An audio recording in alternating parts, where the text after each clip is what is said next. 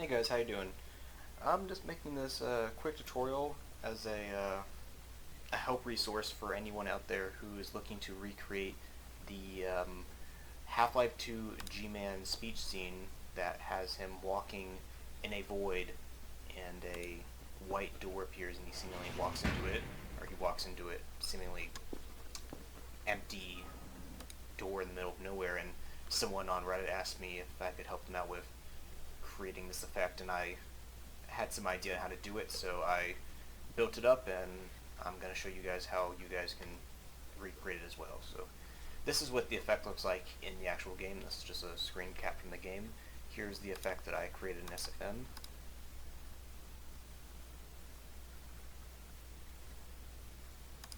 And I'll just rewind it here. So if I compare the two together, they look, they look pretty much the same. There's some small differences, like the door is not exactly the same size, and it's not as, the lines aren't as straight, but just some small differences that could be easily corrected if you put more time than I did into this, and you could make it look pretty close, or even closer. So I will just go over how I built this. So the first step is you're going to need a dark void map, and you're going to select one of those. Those are pretty easy to get off the workshop, and you're going to put everything that you see here in a dark void map, because when you enable the lighting, that's going to give you that endless void. And what I have built here is a sort of a two-room system where the G-Man is in one room and it's separated by a black wall, and on the other side of that black wall is a white room, and I have created a separate model here to more easily explain all the different parts of the room. So you have your first room here, and this is a black floor, black panel, or black wall. This is also black. This is also black. I've just changed the colors so it's easier to identify each panel. And then on the second side, you have a white floor and a white wall. And the purpose of that wall is so that when you open up your door, you have a space for the G-Man to walk into physically. There's a floor and a wall that allows him to walk into the room. Originally, when I first designed my prototype of this effect, I just had a white panel just covering this door so that it was just a flat panel that when the G-Man would walk into it, he would just phase through the panel. But I looked in the video again and I saw that he was in fact walking into a three-dimensional room. I don't know if I can show it here. But he is not walking onto a flat panel. He's walking physically into a room. So you want to have your room have depth to it for him to walk into. And moving on, so that's how you will design your setup here. And the panels that I'm using here are an add-on. They're a Greenscreen panel add-on. They're not native assets to Half-Life, so you're going to need this Greenscreen panel add-on. I will link this in the description, but they give you unlit panels in all these colors, including black and white. The main feature here is that they're unlit panels and they don't get affected by light. So when you turn off your lighting, you just get this nice stark white on black. They're not affected by any lights here, and there are lights in the scene. There's in fact one light in this scene that is lighting the G-Man. It might seem odd that this bright white panel is not emitting light, but in SFM panels don't, or there's no I don't know what the word is, light emitting from panels. You got to create a light object to make light appear. So I have a separate light that I will show you where that is creating the light being cast onto G-Man to give the illusion that the light itself is coming from the room.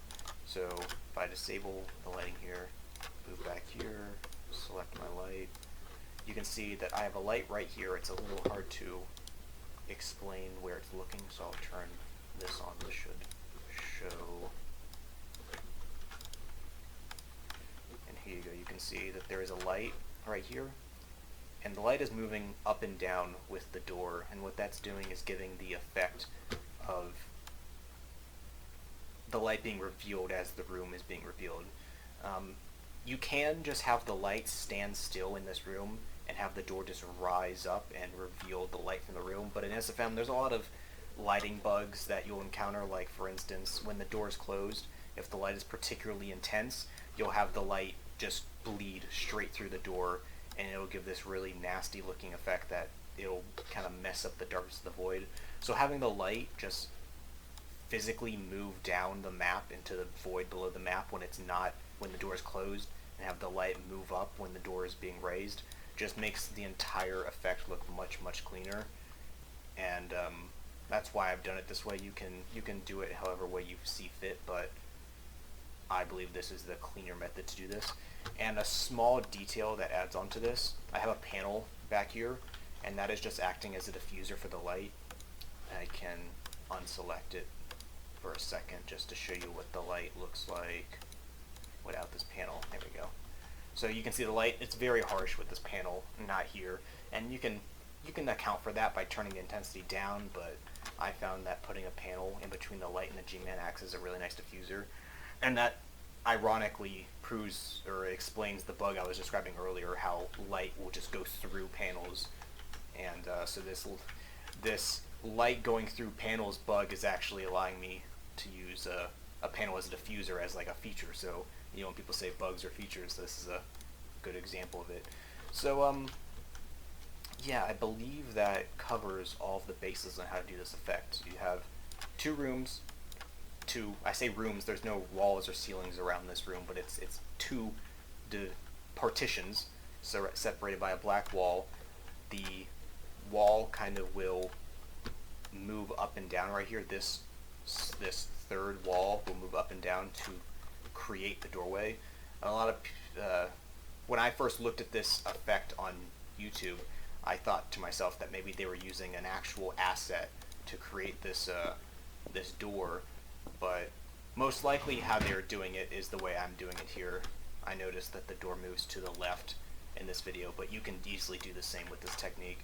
They just have probably a couple panels and one of them moving up to create another room where the G-Man is walking into. So that is how you will do it yourself to make this effect.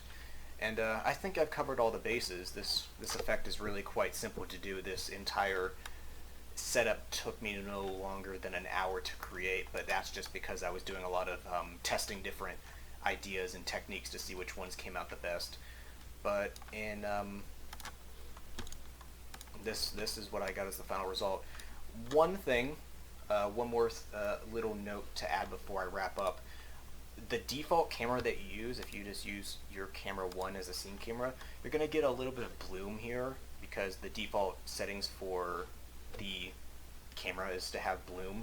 If you notice in the original video, there is no bloom in this effect. If you want to get absolutely 100% true to the original game, you want to create a new camera right up here, and when you select it, you're going to want to turn bloom scale all the way down. So this is what it would look like by default. If you turn bloom scale all the way down, that will cut out the bloom and make your door look a lot sharper in contrast and not give the appearance of light bleeding out of it. So if you want to get absolutely true to the game, you want to make sure to add that little detail to your scene. But yeah, that's it. That's how to recreate the white door, I guess, void effect from the G-Man speech from Half-Life 2.